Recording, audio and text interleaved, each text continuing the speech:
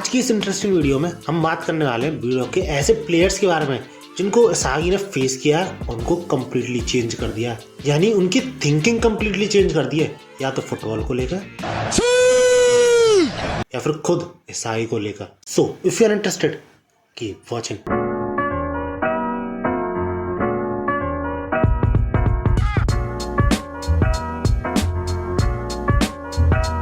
तो यार blue lock का मेन प्रोटैगनिस्ट असागी, जिसने ब्लू लॉक में अभी तक जितने भी मैच खेले हैं या तो उनसे कुछ सीखा है या फिर दूसरों को कुछ सिखाया है। तो यार इस सब की शुरुआत होती है खुद असागी से, जिसको कि हमने पहले एपिसोड या फिर बोलूं मांगा के पहले चैप्टर में ही देखा था कि ब्लू लॉक में एंटर करने से पहले जब ईगो अपनी स्पीच देता है तो उसमें असागी को पहली बार ईगोइस्टिक मेंटालिटी के बारे में पता चलता है। अब क्योंकि रिसेंटली उसने बहुत बड़ा match one for all for one जैसी मेंटालिटी की वजह से हारा था, तो इसलिए बंदा अपने आप को चेंज करने की ठान लेता है।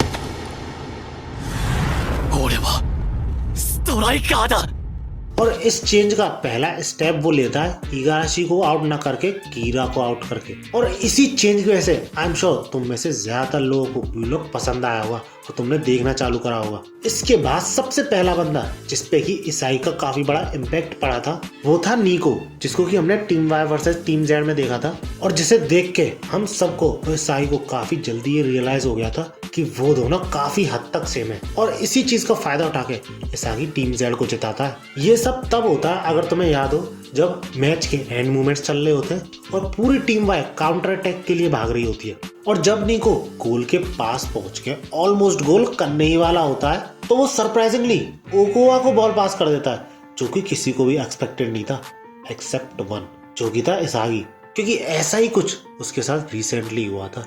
उसने ऐसी ही सिचुएशन में किसी और को बॉल पास करी थी, जिसकी वजह से वो समझ जाता है कि अगर ये मेरी तरह है तो ये खुद गोल नहीं करेगा, दूसरे को ही पास करेगा। जिसके बाद टीम जेड का काउंटर शुरू होता है और एट द एंड टीम जेड जीत भी जाती है। और इस मैच के बाद निको इतना चेंज हो जाता है कि वो बाकी सारे मैचेस में अपने गोल स्कोरिंग पे फोकस करता है, जिस वजह से उसकी टीम तो बाहर हो जाती है लेकिन वो अपनी ब्लू लॉक में जगह बना लेता है। इसके बाद अगला बंदा जिसे असागी चेंज करता है वो है शिगरी, और ये होता है team Z versus team W के दौरान, जब टीम जेड गेम ऑलमोस्ट हारने ही वाली होती है लेकिन असागी अभी भी हार नहीं मान रहा होता है, जिसे देख के शिगरी काफी ज्यादा शॉक हो जाता है, क्योंकि नेगेटिव आउटकम की पॉसिबिलिटी काफी ज्यादा होते हुए भी असागी कोशिश करना बंद नहीं कर रहा था। लेकिन इसके अपोजिट शिगरी उसका पैर खराब होने के रिस्क की वजह से कोशिश भी नहीं करना चाहता था फुटबॉल ढंग से खेलने की। लेकिन जब वो असागी का जीतने के लिए स्ट्रगल को देखता है तब बंदे को समझ में आता है कि वो कितना यूजलेस है, कोशिश भी नहीं करना चाहता। और इसी पॉइंट ऑफ टाइम के बाद शिगरी के अंदर की आग फिर से जलती है और भाई साहब सिंगल हैंडेडली टीम जेड को एलिमिनेट होने से बचा लेता है। अब अगला वो बंदा है जिसपे कि असागी का इम्पैक्ट मेरे नजरिए में सबसे ज्यादा है, जो कि है नागी, जिस बंदे को लिटरली कुछ भी करना पसंद नहीं था, बस पूरी जिंदगी आराम से फ्री में कहीं से पैसा आता रहे उसके पास और गेम खेलता रहे, वो यही चाहता था। अब रियो से फुटबॉल में लेके तो आया था लेकिन बंदे को फिर भी इंटरेस्ट नहीं आया था फुटबॉल में। लेकिन जब टीम जेड टीम वी से टकराती है तो शुरुआत में तो नागी को वही बोरियत आ रही होती है, क्योंकि वो आसानी से जीत रहा होता है, लिटरली 3-0 का स्कोर भी कर दिया था टीम वी ने।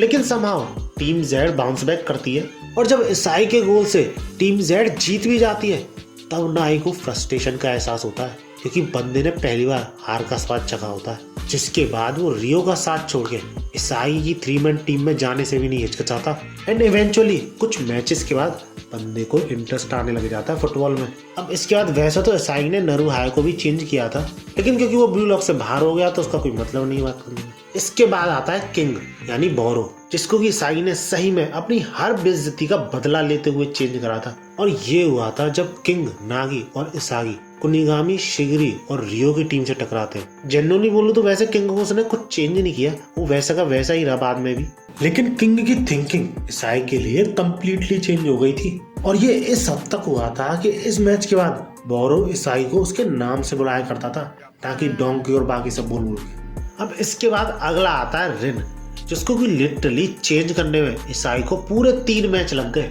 और चेंज करने से मेरा मतलब था ईसाई के लिए उसकी सोच चेंज करने में 3 मैच लग गए, जिसमें से पहले मैच में तो बहुत बुरी तरह से हार जाता है ईसाई, लेकिन दूसरे मैच में इतना तगड़ा कंपटीशन देता है वो रिन को कि रिन भी एट द एंड लक के थ्रू ही जीतता है। और रिन खुद भी ये मान लेता है कि ब्लॉक में आने के बाद पहली बार कोई बंदा उसे ऐसा मिला है जिसने कि उसे मैच को प्रिडिक्ट करने में हरा दिया। और भाई साहब जो ब्लू लॉक वर्सेस अंडर 20 का मैच होता है उसमें जो इसागी लास्ट में गोल करता है ना, उसके बाद रिन तो चेंज होता ही है, ईसाई को अपना राइवल तो मानता ही है।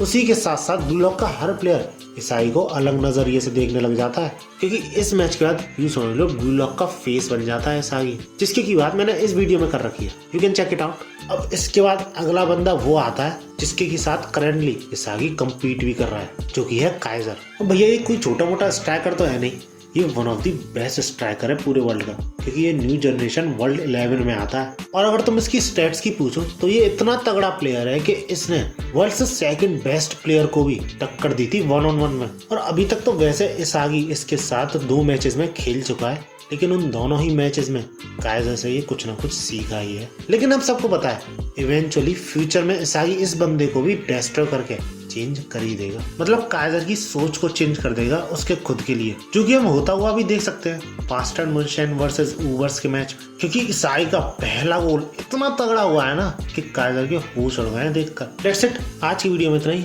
अगर वीडियो अच्छी लगी तो लाइक जरूर करना, और ऐसे ही वीडियोस के लिए मेरे चैनल को सब्सक्राइब जरूर करना। वीडियो का लाइक हम रखते हैं 350 लाइक्स, और भागो।